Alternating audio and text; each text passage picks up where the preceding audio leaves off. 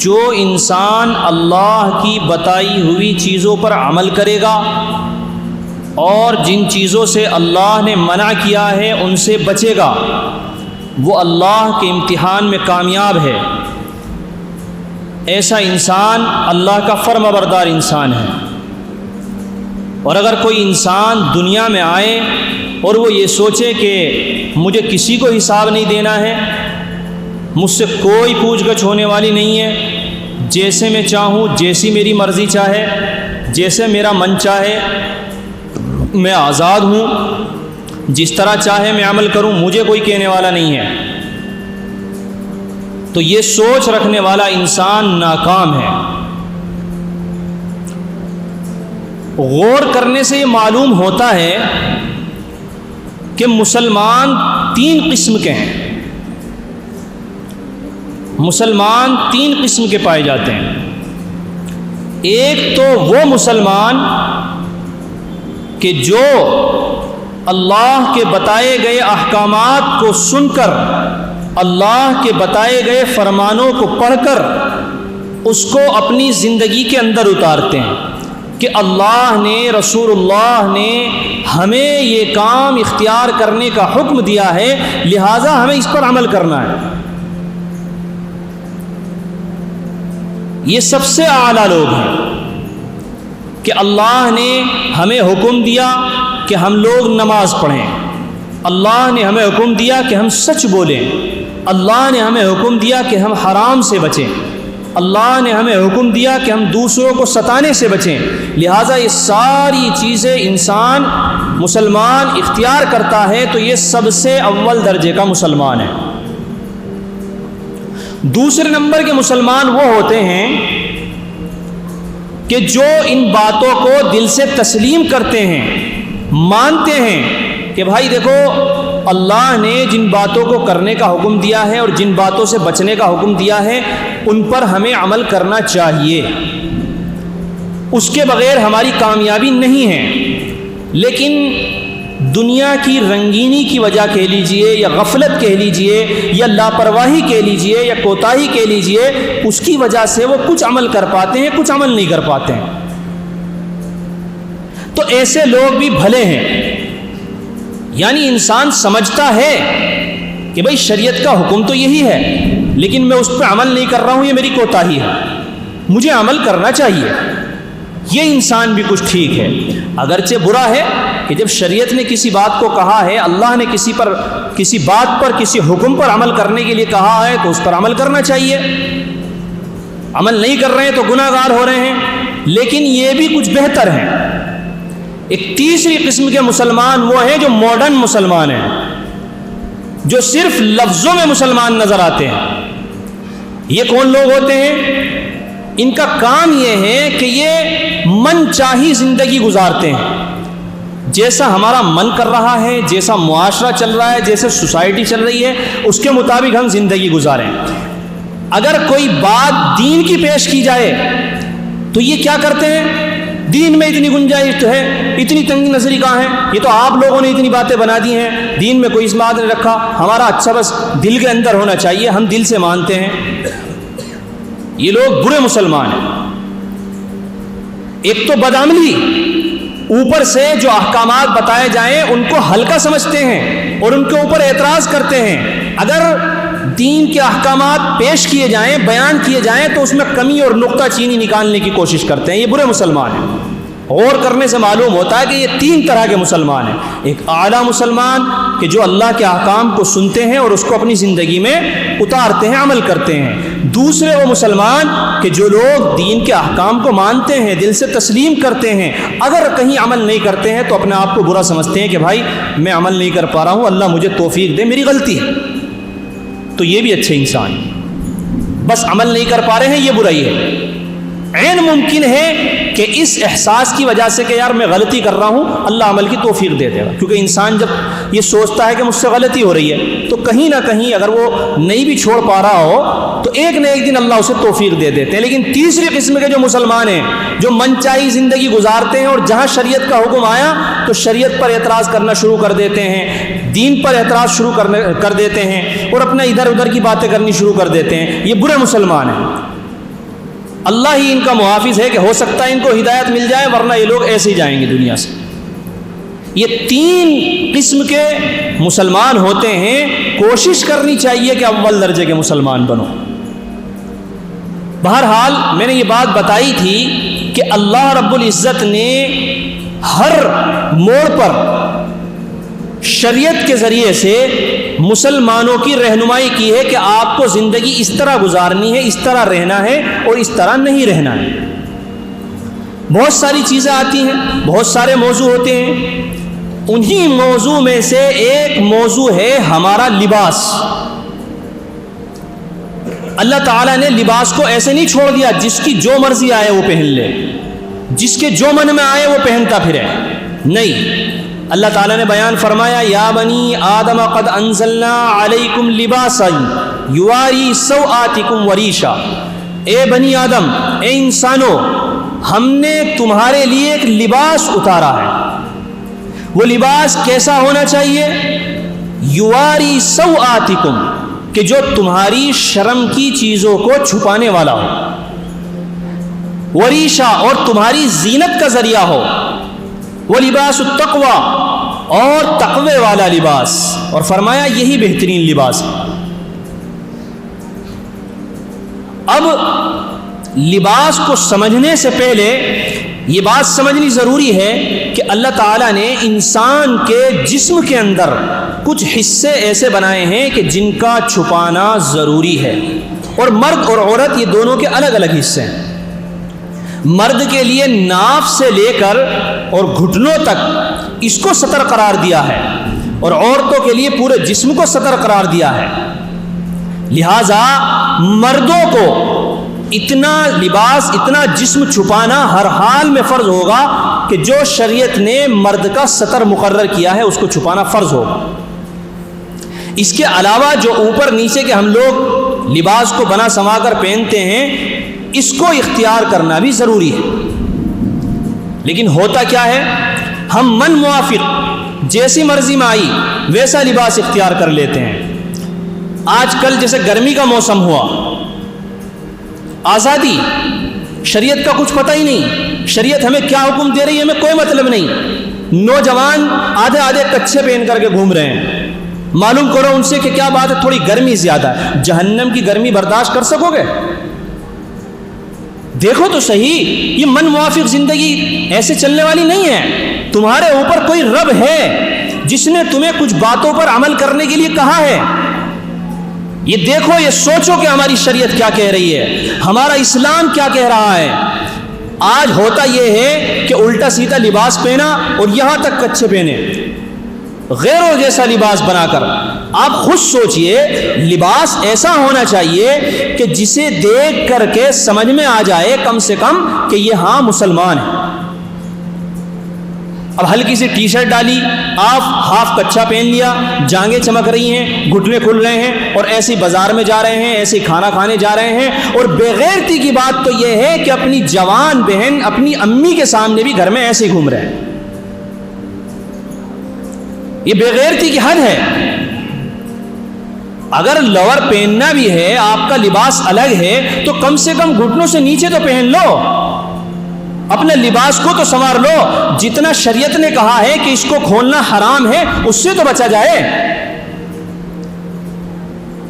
یہ آج ہی گرمی آ گئی، یہ صرف شیطان کا بنایا ہوا، نفس کا پیدا کیا ہوا دھوکہ ہے کہ جو تمہیں جہنم کی طرف دھیرے دھیرے کھینچ کر کے لے کے جا رہا ہے۔ اس لیے اپنے لباس کو صحیح کرنے کی ضرورت ہے۔ بہت سارے لوگ یہ ہوتا ہے کہ لباس کیا اختیار کرتے ہیں، بولتے ہیں اس کو نائٹ لباس پہن رکھا ہے ہم نے، لوور پہن رکھا ہے، رات کے کپڑے پہن رکھے ہیں، انہی کپڑوں میں نماز پہننے کے لیے آ جاتے ہیں۔ اور بعض لوگوں کی تو اتنے تنگ ہیں کہ جب وہ سجدے میں جاتے ہیں تو کمر سے ٹی شرٹ اوپر ہو جاتی ہے، پاجامہ نیچے آ جاتا ہے، سطر کھل جاتا ہے، ان کی نماز ہی نہیں ہو رہی ہوتی ہے اور وہ نماز پڑھ رہے ہوتے ہیں۔ آپ کو معلوم ہے کہ آپ کہاں آئے ہوئے ہیں؟ اگر دل کے اندر یہ احساس ہو جائے کہ تمام بادشاہوں کے بادشاہ کے سامنے ہم لوگ نماز پڑھنے آئے ہیں، ہم لوگ عاجزی اور اس کے دربار میں حاضر ہونے کے لیے آئے ہیں، تو پھر یہ الٹے سیدھے لباس پہن کر مسجد میں نہیں آؤ گے۔ ایک ذرا سا اگر وقت کا کوئی وزیر آپ کو بلا لے کہ آپ کو ٹائم دیا گیا ہے کہ آپ کا 11 بجے کا ٹائم ہے، منتری جی آپ سے 11 بجے ملاقات کریں گے، تو کوئی انسان ذرا جا کر کے مجھے دکھائے وہ رات کے لباس میں پہن کر کے، رات سے ہی پرہیز ہو رہی ہوگی، بہترین طریقے سے پرہیز جم رہی ہوگی، سب سے عمدہ والا لباس نکل رہا ہوگا، سینٹ چھڑک رہے ہوں گے اس پہ، پہن کر کے اپنا یہ بن سنور کر کے شیشے کے سامنے کھڑے ہو کر ادھر سے ادھر سے اب میں تھوڑا سا ٹھیک لگ رہا ہوں، اب جائیں گے وہاں۔ منتری جی نے بلایا شام، کیوں بھائی؟ اللہ رب العزت کی ذات اتنی چھوٹی ہے کہ تم کوئی بھی الٹا سیدھا لباس پہن کر کے اور آ کر کے نماز میں شامل ہو جاؤ؟ ایک دنیا کا معاملہ اتنا اونچا ہو گیا اور اللہ کے سامنے جب حاضر ہو رہے ہیں تو کوئی لباس کی پرواہ نہیں، اور بعض لوگ الٹے سیدھے گندے کپڑوں میں ہی آ جاتے ہیں، پاس والوں کو پریشانی ہو رہی ہے، عجیب گرمی کی صورتحال ہے، انہیں یہ ہوش ہی نہیں ہے کہ ہم کہاں کھڑے ہونے جا رہے ہیں۔ یہ غلط طریقہ ہے، لباس عمدہ ہونا چاہیے جب اللہ کے سامنے حاضر ہو۔ ایک بات سمجھیے، شریعت نے کوئی خاص قسم کا لباس متعین نہیں کیا ہے کہ آپ کو اس طرح کا کرتا بنا کر کے پاجامہ بنا کر کے پہننا ہے، شریعت نے یہ کوئی متعین نہیں کیا۔ دیکھیے ملکوں کے حساب سے جو ہے لباس الگ ہو جاتا ہے، آپ عرب کے اندر جائیں تو وہاں وہ پورا چوغا پہنتے ہیں، کرتا پاجامے کا تصور نہیں ہے۔ آپ ہمارے یہاں پر دیکھیں تو کرتا پاجامہ ایک ہی لباس ہوتا ہے۔ آپ اور دوسرے ملکوں میں جائیں جیسے افریقہ ہے اور ملکوں میں الگ الگ طرح کے ملک ہیں تو وہاں پر لباس الگ الگ ہو جاتے ہیں۔ شریعت نے کوئی خاص قسم کا لباس متعین نہیں کیا، لیکن کچھ اصول شریعت نے بیان کیے ہیں۔ لباس آپ کو پینٹ شرٹ پہننی ہے، آپ پینٹ پہنیے، آپ شرٹ پہنیے، آپ کرتا پہنیے، آپ پاجامہ پہنیے، آپ قبا پہنیے، کچھ بھی پہنیے آپ، لیکن لباس ایسا ہونا چاہیے جو ڈھیلا ڈھالا ہو، جس سے آپ کا سطر نظر نہ آتا ہو۔ یہ شریعت نے اصول بیان کیا ہے، لباس ایسا ہو جو ڈھیلا ڈھالا ہو، جس سے جسم نظر نہ آ رہا ہو، سطر چھپا ہوا ہو، اور اتنا چست نہ ہو کہ آپ نے اس کو اس طرح سے بنا کر کے پہنا ہو کہ آپ کی پنڈلی کی بناوٹ الگ نظر آ رہی ہو، آپ کی جانگ الگ نظر آ رہی ہو، اور آپ نے ٹی شرٹ اتنی چست پہنی ہو کہ سینہ الگ نظر آ رہا ہو، پیٹ الگ نظر آ رہا ہو۔ شریعت نے اس طرح کے لباس کو منع کیا ہے۔ اس کے علاوہ آپ کسی بھی طرح کا لباس پہنتے ہیں اور وہ ڈھیلا ڈھالا اور اس طرح کا ہے کہ جس سے آپ کے جسم کی بناوٹ ظاہر نہیں ہو رہی ہے، آپ کا سطر اچھے طریقے سے چھپ رہا ہے، آپ کو لباس اختیار کر سکتے ہیں۔ آج افسوس کی بات یہ ہے کہ لباس کے متعلق ہماری کوئی توجہ ہی نہیں ہے۔ بعض لوگ یہ کہتے ہیں لباس سے کیا ہو رہا ہے یار، اپنا اندر کا معاملہ بڑھیا ہونا چاہیے۔ ہمارے بزرگوں نے ایک مثال دی ہے اس کے متعلق کہ دیکھیے یہ شیطانی دھوکہ ہے کہ اندر سے معاملہ بڑھیا ہونا چاہیے، لباس سے کیا ہو رہا ہے، ہمارے اخلاق اچھے ہونے چاہیے، لباس سے کیا ہو رہا ہے۔ ایسا نہیں ہے بھائی، لباس سے بہت فرق پڑتا ہے۔ اگر لباس سے کچھ نہیں ہو رہا ہے تو ایسا آدمی جو یوں کہتا ہے کہ لباس سے کچھ نہیں ہوتا ہے، جب اس کی شادی ہو رہی ہو کچھے بنیان میں دولہا بن کے دکھائے۔ جب لباس سے کچھ نہیں ہوتا تو پتہ یہ چلا کہ لباس کا بہت بڑا فرق پڑتا ہے، لباس کا بہت اثر پڑتا ہے۔ ایک آدمی ایک آستین کاٹ کے پہن کے آ جائے اور ایک آستین پہن کر آ جائے اور مسجد میں نماز پڑھنے آ جائے، ابھی آپ ہی لوگ اس کا یہ کیا کر رکھا بھائی، تو اس کا مطلب لباس کا اثر پڑتا ہے۔ ایک آدمی لباس پہن کے آ جائے اور یہاں سے پھاڑ لے اس کو،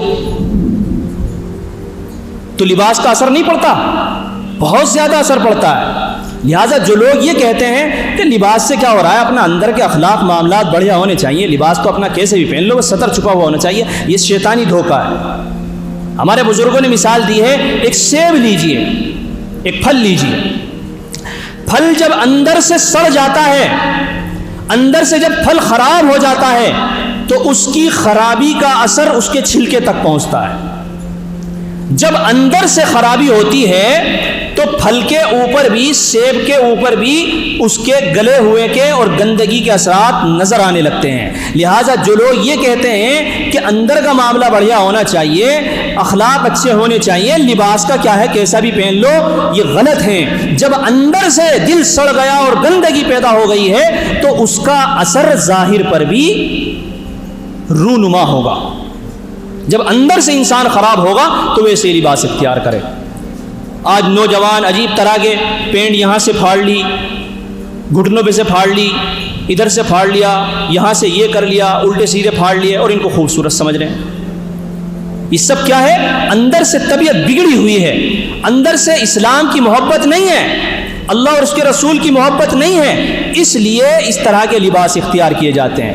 تو اس لیے لباس ایسا اختیار کرنا چاہیے، لباس ایسا اختیار کرنا چاہیے کہ جو شریعت نے اصول بیان کیے ہیں، اور لباس کا بہت زیادہ فرق پڑتا ہے۔ ایک بات اور سمجھیے، یہ تو مردوں کے متعلق ہے،